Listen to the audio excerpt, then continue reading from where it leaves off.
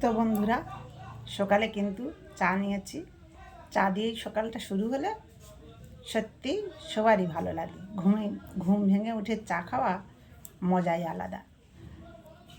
চার কিন্তু একটা সম্মানও আলাদা, কারণ আমরা বাড়িতে অতিথি এলে আগে চা দিয়ে কিন্তু আপ্যায়ন করি। চার একটা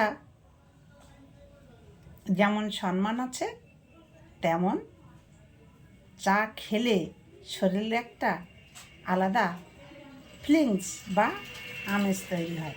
যারা প্রতিনিয়ত চা খায় তারা কিন্তু অন্তত সকালে ঘুম থেকে উঠে আর সন্ধ্যাবেলা এক কাপ অবশ্যই লাগে।